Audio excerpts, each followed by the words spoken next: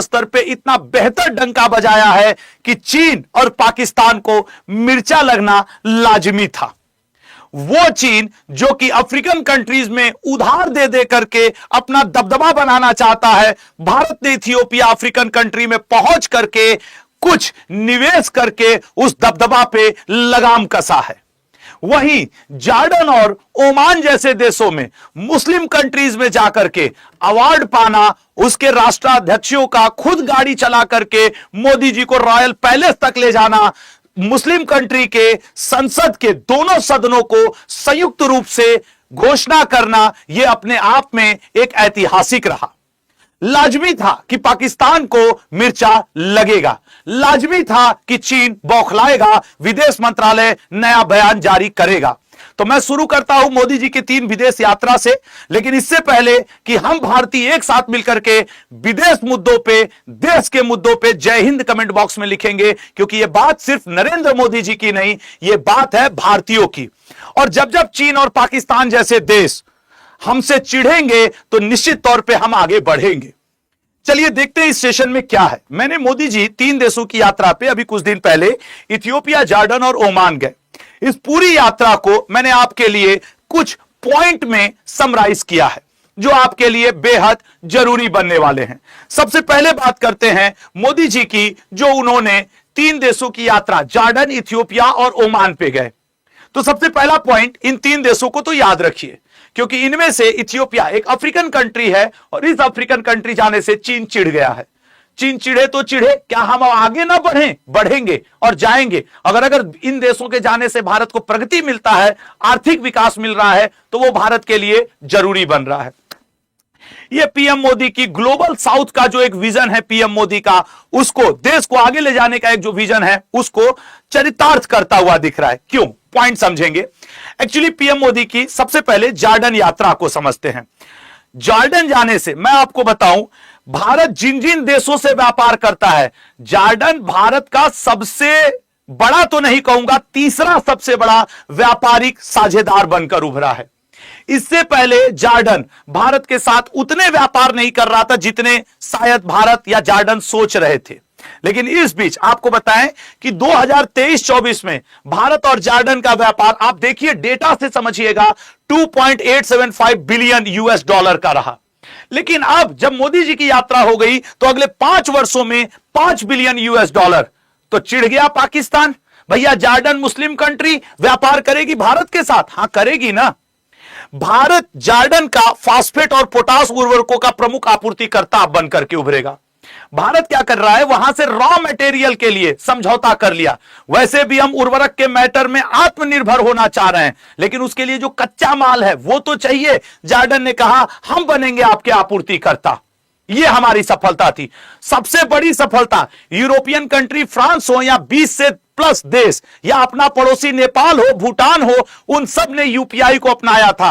अब हमने अरब कंट्रीज, साथ ही साथ आपके जॉर्डन को भी, मोदी जी की इस यात्रा से हम भारतीयों को एक फायदा मिला कि हमने यूपीआई पे पेमेंट पे उनको मना लिया कि भैया हम जॉर्डन घूमने आएंगे तो हम यूपीआई से पेमेंट करेंगे, आप स्वीकार करेंगे। यह भी एक अच्छा काम हुआ। उसके बाद जानो, जॉर्डन में हम भारतीयों के 17,500 से ज्यादा भारतीय नागरिक जॉब करते हैं। मोदी जी की इस यात्रा से उनको तो लाभ मिला ही मिला है, साथ ही साथ पाकिस्तान को करारा जवाब मिला है, क्योंकि जॉर्डन एक मुस्लिम कंट्री है। और अगर मुस्लिम कंट्री भारत के पक्ष में खड़ा होकर के यह कहती है कि हम जीरो टॉलरेंस अपनाएंगे आतंकवाद के ऊपर, तो पाकिस्तान चिढ़ गया। उसके विदेश मंत्रालय ने भी बयान जारी किया कि ये मोदी कहां घूमने चले जाते हैं। अरे कहां नहीं जाएंगे मोदी जी, जहां जहां भारत को फायदा होगा, भारतीयता की फायदा होगी, हम सारे हिंदुस्तानी एक हैं। और ये जीरो टॉलरेंस पे जो जॉर्डन के साथ भारत ने समझौता किया है, ये अपने आप में अद्वितीय है, इन आतंकवादियों के खिलाफ है, इन आतंकवाद के मैं कहूंगा पनाहगारों के खिलाफ है। तो पाकिस्तान का चिढ़ना लाजमी था। खैर, जॉर्डन की बात और करेंगे। अब देखो एग्जाम पॉइंट ऑफ व्यू से, कुछ स्टूडेंट पॉइंट ऑफ व्यू से बात हो जाए। अब जो एसएससी रेलवे के बच्चे एग्जाम देते हैं, पेट्रा एक गुफा है जो पड़ता है जॉर्डन में, एलोरा, आप अजंता एलोरा का गुफा, पेट्रा एलोरा, ये ट्विनिंग समझौता, द्विपक्षीय समझौता किया गया, जिससे कि सांस्कृतिक आदान प्रदान होगा। संभव है कि एग्जाम में आने वाले बच्चों के एग्जाम में पेपर पूछे कि पेट्रा की गुफाएं कहां स्थित हैं। एलोरा की गुफाएं कहां स्थित है? एलोरा हो, अजंता हो, कार्ले हो, चैत्य हो, कन्हेरी हो, ये आपके कहां स्थित है? महाराष्ट्र में। ओवरऑल जॉर्डन के साथ भारत ने न सिर्फ इन मुद्दों पे बल्कि पर्यटन, स्वास्थ्य, फार्मा और शिक्षा के मुद्दों में भी समझौता किया। अब आते हैं इथियोपिया के ऊपर और देखते हैं कि इथियोपिया के साथ भारत ने कौन सा समझौता किया है। इथियोपिया के साथ बुरा लगा चीन को। क्यों बुरा लगा सर चीन को? चीन को इसलिए बुरा लगा, मैं आपको बताना चाहूंगा कि जब प्रधानमंत्री इथियोपिया की यात्रा पे पहुंचे तो इथियोपिया एक अफ्रीकन कंट्री है। चीन अफ्रीका में इतना उधार बांट रहा है, उनको अपना शोषण का जरिया बना रहा है कि ये अफ्रीकन कंट्रीज कभी उसके पैसे को लौटा ना पाए। और अफ्रीका, क्योंकि अफ्रीका एक ऐसा क्षेत्र रहा जो थोड़ा सा अछूता रह गया अंग्रेजों से, हालांकि अंग्रेजों ने उसका भी भरपूर शोषण किया है। अब चीन उस मूड में आ गया और चीन जिसको उधार दिया है उसको बर्बाद किया है। एग्जाम्पल पे श्रीलंका है, हाथ लगाया हुआ है बांग्लादेश में। आप देख रहे हैं कि बांग्लादेश में उसके और पाकिस्तान के हाथ लगाने की वजह से क्या स्थिति बनी हुई है पिछले 4 से 5 दिनों में। ओवरऑल अभी हम बात करेंगे अपने देश की, अभी हम बात करेंगे अपने मोदी जी की, अपने भारतीय होने की। तो मोदी जी जब इथियोपिया पहुंचे तो मोदी जी ने ग्रेट ऑनर निशान ऑफ इथियोपिया का सम्मान प्राप्त किया वहां के राष्ट्राध्यक्ष के महोदय। सबसे बड़ी बात, जब व्लादिमीर पुतिन भारत आए थे उस दौरान क्या हुआ था, पुतिन जी को राइट साइड में बैठा करके मोदी जी ने अपने आवास तक, प्रधानमंत्री आवास तक दिल्ली एयरपोर्ट से लेकर के आए। सेम वही काम इथियोपियन, जो कि एक अफ्रीकन कंट्री है, यहां के भी राष्ट्राध्यक्षों ने, यहां के भी अधिकारियों ने कार चला करके राष्ट्राध्यक्ष ने मोदी जी को रॉयल पैलेस तक ले गए, उनको गार्ड ऑफ ऑनर दिया गया। तो इस तरीके से ये भारत के लिए, ये मोदी जी का सम्मान नहीं था, मैं आपको बार बार कहना चाहूंगा, ये भारतीयों का सम्मान था, ये भारत के बढ़ते हुए अंतर्राष्ट्रीय धमक की पहचान था। दूसरी बात, अगर हम बात करें कि भारत और इथियोपिया अपने संबंधों को, अब पहले वो कहते थे हम दोस्त हैं, लेकिन अब जब ये अवार्ड वगैरह मिला तो बोले अब हम स्ट्रेटेजिक पार्टनर हैं, अब हम हर वो काम करेंगे जिससे दोनों देश को एक दूसरे से लाभ मिलेगा। आगे बढ़ते हैं। दोनों देशों के बीच 8 मेमोरेंडम ऑफ अंडरस्टैंडिंग साझा हुआ है, जिसमें इथियोपिया के विदेश मंत्रालय का एक डेटा सेंटर भारत इथियोपिया में खोलने में उनका मदद करेगा। इथियोपिया एक अफ्रीकन कंट्री है, इसके ऊपर चीन का और बहुत सारे देशों का बहुत सारा कर्ज हो गया है। मोदी जी कहे रुको, ये कर्ज उतारने में हम तुम्हारी मदद करेंगे। इथियोपिया बोला बताइए कैसे करेंगे। उन्होंने कहा हम तुम्हें $6.5 बिलियन का देंगे। इथियोपिया खुश। अब मोदी जी इधर गेम क्या कर गए, इथियोपिया में भारत के 675 प्लस कंपनियां हैं। उन 675 प्लस कंपनियों में, मतलब वो भारत की कंपनी है जो इथियोपिया में है, मोदी जी अपना पूरा पैसा उठा करके उसी कंपनियों को देंगे, भारतीय कंपनियों को। एक तरीके से इथियोपिया में भारतीय कंपनियों की अर्थव्यवस्था को बूस्ट मिलेगा और इथियोपिया में भारत के नहीं, इथियोपिया के लोग ही ज्यादा हैं, वहां के लोकल लोगों को रोजगार मिलेगा। एक तीर से कई शिकार हुए। चीन न्यूट्रलाइज हुआ, उधार देकर के भारत ने कहीं ना कहीं अपनी मित्रता भी दिखाई और भारत की कंपनी में ही पैसा लगा करके मोदी जी ने अपनी देशभक्ति को भी, जहां तक कहा जाए, प्रूफ किया कि भाई देखो हम तो भारत कंपनी में पैसा लगा रहे हैं। और वहां 75,000 स्थानीय रोजगार को बढ़ावा देकर के कहीं ना कहीं इथियोपिया से भी अपने संबंधों को हम लोगों ने मजबूत किया। यह चीन को न्यूट्रलाइज किया गया है और अच्छा है। देखिए, हम अपने मुद्दों पे, हो सकता है हमारी राजनीतिक पार्टियां अलग अलग हों, लेकिन जब देश की बात आती है तो हम एक देश, एक प्रधानमंत्री, एक संविधान, इसमें विश्वास करने वाले लोग हैं। आगे बढ़ते हैं। दोनों देशों के बीच एरो इंडिया 2025 रक्षा सहयोग समझौता हुआ। समझ रहे हो ये क्या हुआ है?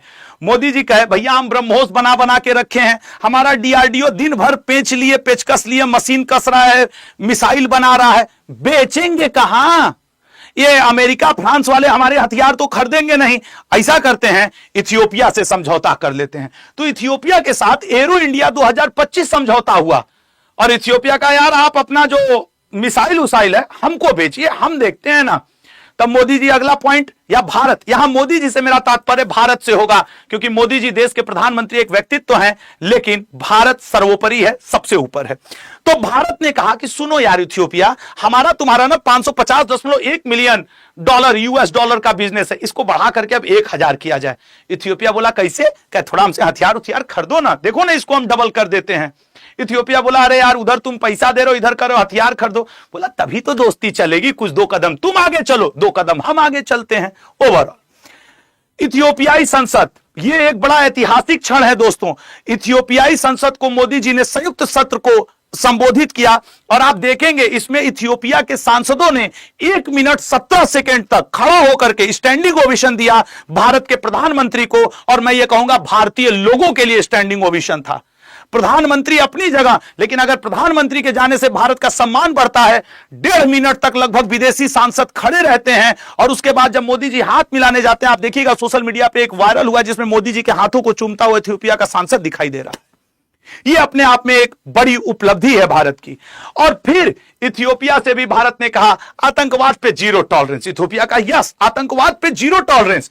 फिर पाकिस्तान की ऐसी की तैसी हुई कि यार मुस्लिम कंट्री तो मुस्लिम कंट्री, अफ्रीकन कंट्री में भी घुस करके ये जीरो टॉलरेंस करवा दे रहा आतंकवाद पे। कहीं ना कहीं पाकिस्तान को ही तो आतंकवाद का पनाहगार माना जाता है ओवरऑल। इथियोपिया, जैसा कि मैंने बताया कि मेमोरेंडम ऑफ अंडरस्टैंडिंग, उसके लिए भारत उसके टेक्नोलॉजी की भी मदद करेगा, एक डेटा सेंटर खोलेगा। और भारत इंटरनेशनल सोलर अलायंस का जनक देश है। सबसे ज्यादा सोलर प्लेट बनाते हैं हम चाइना के बाद, उसमें भी बेचने के लिए हमें कोई चाहिए। तो इंटरनेशनल सोलर अलायंस के सदस्यों को जहां जहां मोदी जी जाते हैं उस देश को अपना सदस्य बना लेते हैं। और फिर अब ये जो सोलर पैनल है वो भी इथियोपिया को बेचे जाएंगे, जाओ भैया खरीद लो। और इंटरनेशनल सोलर अलायंस में सहयोग के लिए इथियोपिया राजी हुआ। अच्छा, प्रधानमंत्री मोदी जी की ओमान यात्रा, मात्र 5 पॉइंट इसमें बताऊंगा और आप बताइएगा कि ये बड़े ऐतिहासिक यात्रा है। ओमान यात्रा के बारे में बात करते हैं।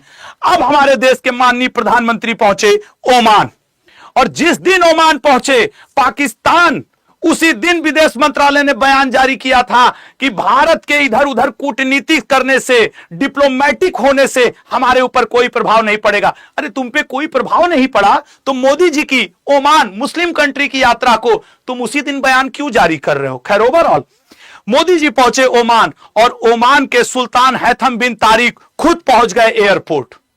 यह अपने आप में एक बड़ी उपलब्धि थी कि किसी मुस्लिम कंट्री का सुल्तान मोदी जी को रिसीव करने जा रहा है, और पूरे गार्ड ऑफ ऑनर के साथ इनको रिसीव किया गया, वहां के सांस्कृतिक परिवेश में रिसीव किया गया। और यही नहीं, जैसे ही मोदी जी पहुंचे, पहले व्यक्ति बने राष्ट्राध्यक्षों में जिन्हें वहां का हाईएस्ट नागरिक सम्मान दिया गया। इससे फिर पाकिस्तान की कि अच्छा, हमारे देश से जब वो पुराने प्रधानमंत्री गए थे, मैं उन लोग का नाम भी नहीं लेना चाहूंगा और याद भी नहीं रखा हूं, मैं जरूरी नहीं समझता पाकिस्तान के प्रधानमंत्री का नाम याद रखना।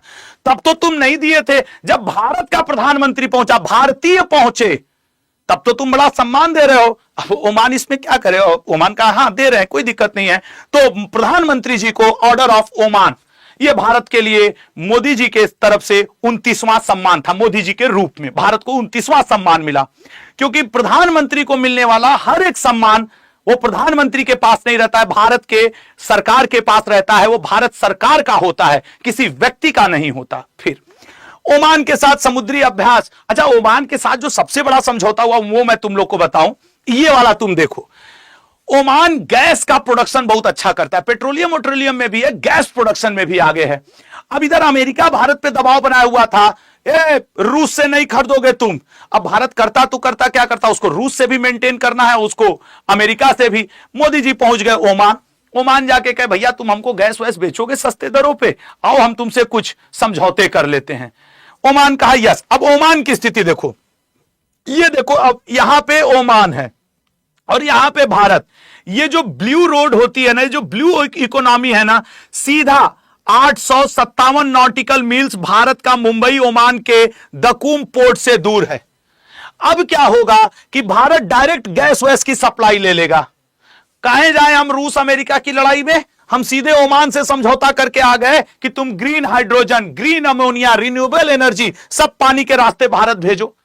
ओमान का हाँ यार, अब ये तो हम तुमको अवार्ड दिए हैं, निश्चित तौर पे तुम हमारे गेस्ट हो, हम समझौता करते हैं, हम तुम्हें ये सब देंगे। वो भी सबसे बड़ी बात, सेपा जैसा समझौता करके। ये आपको सेपा CEPA में समझाऊंगा, ये एक तरीके से FTA है, फ्री ट्रेड एग्रीमेंट, कि भैया हम आपसे कोई टैक्स नहीं लेंगे, आप अपना सामान हमारे यहां भेजिए, हम अपना अपने यहां भेजें। जैसे हम लोग नहीं MFN नेशन पढ़ते हैं, मोस्ट फेवर्ड नेशन, कुछ उस तरीके का कॉन्सेप्ट। खैर, रक्षा को मजबूत करने के लिए भारत और ओमान तीन तरीके का आप एक्सरसाइज करते हैं। अल नगाह करते हैं, नसीम अल बहर करते हैं, ईस्टर्न ब्रिज जो जल थल वायु का है, उसमें भी भारत ने कहा कि भैया हम प्रशिक्षण भी देंगे, संयुक्त अभ्यास भी करेंगे, समुद्री सुरक्षा भी करेंगे।